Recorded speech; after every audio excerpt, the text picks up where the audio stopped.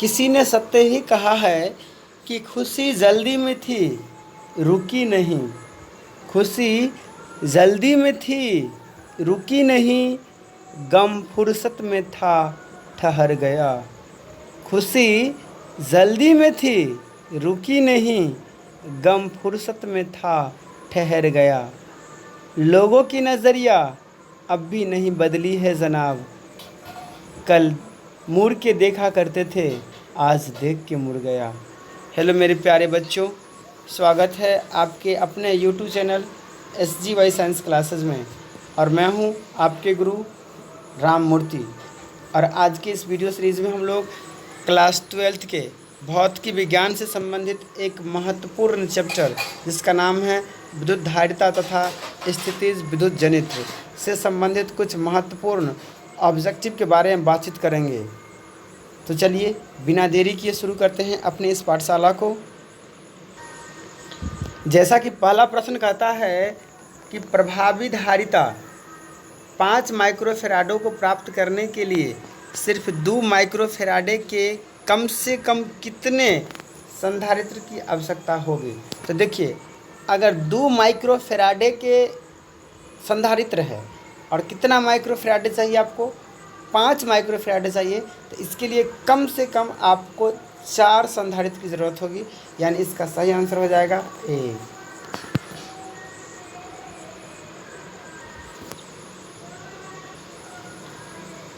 आगे देखिए, इसमें चित्र दिया गया है और कहता है बिंदु ए और बी है और कहता है ए तथा बी बिंदुओं के बीच समतुल्य धारिता ज्ञात करें।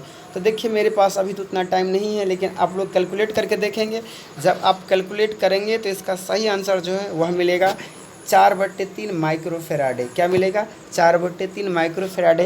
यानी दूसरा का सही आंसर हो जाएगा बी।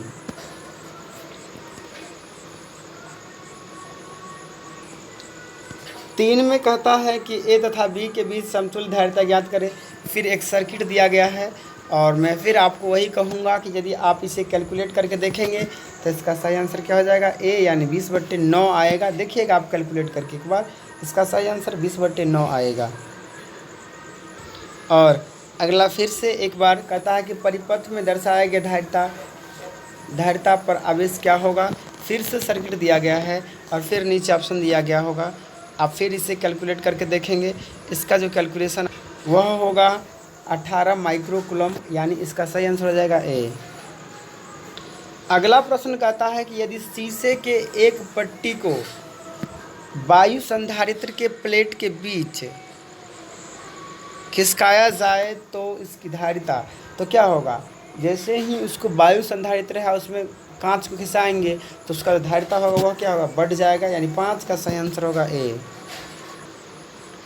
छठा प्रश्न कहता है कि 2 आवेशित चालक गोले जिन पर आवेश के भिन्न भिन्न मात्राएं हैं एक सुचालक तार द्वारा परस्पर संबंधित कर दिए गए हैं। इसमें अब ऑप्शन में है, ऑप्शन 1 में कहता है कि गोले के कुल ऊर्जा संरक्षित रहेगा। ऑप्शन बी में कहता है कुल आवेश संरक्षित रहेगा। ऑप्शन सी में कहता है ऊर्जा व आवेश दोनों संरक्षित रहेगा। और ऑप्शन डी में से कहता है कि कोई भी संरक्षित नहीं रहेगा। तो देखिए, ऊर्जा तो बदलेगा लेकिन संरक्षित कौन रहेगा? तो आवेश संरक्षित रहेगा। यानी 6 का सही आंसर हो जाएगा बी।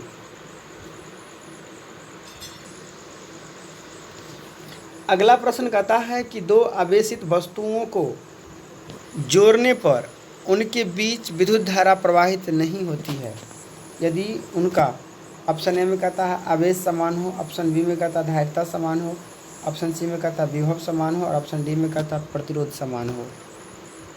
तो देखिए, अगर धारा प्रवाहित नहीं हो रहा है तो इसका एक ही कारण हो सकता है और वह होगा विभव समान हो। यानी 7 का सही आंसर हो जाएगा सी। 8 नंबर प्रश्न कहता है कि यदि 100 वोल्ट तक आवेशित करने पर एक संधारित्र की संरक्षित ऊर्जा 1 जूल है तो संधारित्र की धारिता क्या होगा? तो इसका धारिता हो जाएगा 2 × 10⁴ 4 फेराडे। यानी 8 का सही आंसर होगा ए। अगला प्रश्न 9 नंबर प्रश्न कहता है कि 1 माइक्रोफेराडे धारिता के 2 संधारित्र समांतर क्रम में जुड़े हुए हैं। इनके श्रेणी क्रम में 0.5 माइक्रोफेराडे का एक तीसरा संधारित्र जोड़ा गया है। इसका परिणामी होगा। तो इसका परिणामी हो जाएगा 0.4 माइक्रोफैराडे, यानी 9 का सही आंसर हो जाएगा डी। 10 नंबर प्रश्न कहता है कि आवेशित संधारित्र पर संग्राहक पट्टिका तथा संघनक पट्टिका के आवेश का योग होता है। तो देखिए, एक पर प्लस आवेश रहता है और एक पर माइनस आवेश रहता है। जितना प्लस आवेश रहता है उतना ही माइनस आवेश रहता है। दोनों को जोड़ेंगे तो क्या हो जाएगा? 0, यानी 10 का सही आंसर हो जाएगा ए। 11 नंबर प्रश्न कहता है कि दो समान धारिता वाले संधारित्र को समांतर क्रम में जोड़ने पर उसकी समतुल्य धारिता होती है। तो उसका समतुल्य धारिता क्या होता है? तो अगर संधारित्र समान है और उसे यदि आप समांतर क्रम में जोड़े हैं तो उसका धारिता क्या हो जाएगा? 2 गुना हो जाएगा, यानी इसका सही आंसर हो जाएगा ए। अगला प्रश्न कहता है कि विद्युत धारिता का मात्रक होता है। तो देखिए, विद्युत धारिता का मात्रक होता है फैराडे, यानी 12 का सही आंसर हो जाएगा सी। 13 नंबर प्रश्न कहता है कि वायु में गोलीय चालक की धारिता अनुक्रमानुपाती होती है। तो वायु में गोलीय चालक की जो धारिता होती है वह गोले के त्रिज्या के अनुक्रमानुपाती होती है, यानी 13 का सही आंसर हो जाएगा बी। 14 नंबर प्रश्न कहता है कि समान त्रिज्या तथा समान आवेश की पारे की 8 बूंदें एक दूसरे से मिलकर एक बड़े बूंद बनाती है। बड़े बूंद की धारिता छोटे बूंद की धारिता की तुलना में ऑप्शन ए में है 2 गुनी, ऑप्शन बी में है 4 गुनी, ऑप्शन सी में है 8 गुनी और ऑप्शन डी में है 16 गुनी। तो इसका सही आंसर होगा 2 गुनी होगी, यानी 14 का सही आंसर हो जाएगा ए। 15 नंबर प्रश्न कहता है कि एक पारावैद्युत समांतर पट्टिका संधारित्र की पट्टिकाओं के बीच डाले गए धारिता का मान। तो देखिए, अगर आप पारावैद्युतांक को डालते हैं पट्टिका के बीच तो उसका धारिता क्या हो जाता है? बढ़ जाता है, क्योंकि आपको पता होगा कि समांतर है तो उसका जो होता है वो एप्सिलॉन0 एप्सिलॉन आर ए बट्टे डी होता है। तो यानी स्पष्ट बात है कि जैसे जैसे इसका मान बढ़ेगा तो सी का मान क्या होगा? बढ़ेगा। तो इसका सही आंसर क्या हो जाएगा? ए, यानी बढ़ता है। 16 नंबर प्रश्न कहता है कि 3 संधारित्र जिसमें प्रत्येक की धारिता सी है श्रेणी क्रम में जुड़े हैं, उसके समतुल्य धारिता क्या होगा? तो श्रेणी क्रम में क्या होता है? 1/सी बराबर 1/C1 जोड़ 1/C2 जोड़ 1/C3 होता है। और यदि आप सबको सी रखेंगे, यहाँ से सी का मान निकालेंगे तो ऑब्वियसली क्या आएगा? 1/C आएगा ना, यानी 16 का सही आंसर सी हो जाएगा। अब यहाँ से प्रश्न शुरू हुआ है भिंडी ग्राफ जनित्र से। पहला प्रश्न कहता है कि वांडी ग्राफ जनित्र एक युक्ति है जो उत्पन्न करती है। तो वांडी ग्राफ जनित्र जो है वह एक उच्च विभव उत्पन्न करती है, यानी 17 का सही आंसर हो जाएगा सी। 18 नंबर प्रश्न कहता है 18 नंबर प्रश्न कहता है कि 125 एक समान बूंदों में से प्रत्येक को 50 वोल्ट विभव तक आवेशित किया गया है। इन्हें जोड़कर नई बनी बिंदु का विभव होगा। तो देखिए, बूंद कितने हैं? तो कहेंगे 125 और विभव कितना है? 50। जब आप इन्हें जोड़ेंगे तो इसका जो मान होगा वह हो जाएगा डी, यानी 1250 वोल्ट। 19 नंबर प्रश्न कहता है कि एक संधारित्र के समान धारिता के 3 संधारित्र को श्रेणी क्रम में जोड़ने पर समतुल्य धारिता 6 होती है। यदि इन्हें समांतर क्रम में जोड़ा जाए तो धारिता क्या होगा? देखिए, संधारित्र कितने हैं? 3 हैं और श्रेणी क्रम में जोड़े हैं तो समतुल्य कितना आया है? 6। श्रेणी क्रम में जोड़ने पर समतुल्य कितना है? 6।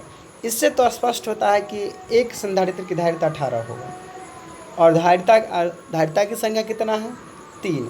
और किस क्रम में जोड़ा गया? समांतर क्रम में। तो इसको आप 3 से गुना कर दीजिए तो कितना हो जाएगा? 18 या 54 माइक्रोफैराडे, यानी इसका सही आंसर हो जाएगा सी।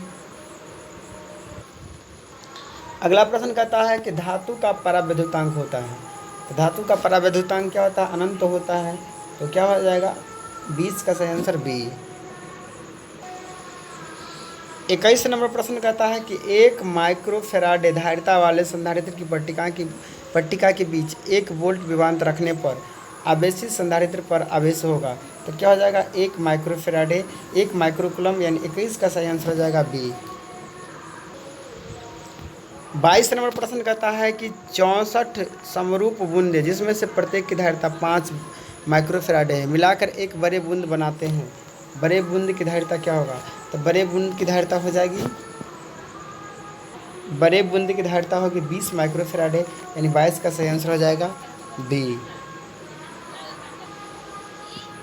23 नंबर प्रश्न कहता है कि किसी समांतर पट्टिका संधारित्र के दोनों प्लेट के बीच की दूरी बीच एकांक आयतन में संचित ऊर्जा का मान होता है। तो देखिए ऊर्जा का मान होता है 1/ε0 E², यानी इसका सही आंसर हो जाएगा ए। तो मेरे प्यारे बच्चों, ये था विद्युत धारिता तथा स्थिर विद्युत जनित्र से संबंधित महत्वपूर्ण वस्तुनिष्ठ प्रश्न। आपको हमारा ये वीडियो कैसा लगा कमेंट सेक्शन में बतलाएंगे। साथ ही साथ यदि आपको हमारा ये वीडियो अच्छा लगा है तो इसे लाइक कीजिए, एवं यदि आप हमारे चैनल पर नए हैं तो इसे सब्सक्राइब कर लीजिए। मैं इसी प्रकार की वीडियो लाता रहता हूँ, और अपने दोस्तों को भी शेयर कीजिए क्योंकि उनको भी हमारे इस वीडियो से लाभ मिल सके। तो चलिए, इस वीडियो में इतना ही। शेष लाएंगे हम अपने अगले वीडियो में फिजिक्स से संबंधित ही कुछ महत्वपूर्ण प्रश्न। तो चलिए, यहाँ तक के लिए जय हिंद, जय भारत।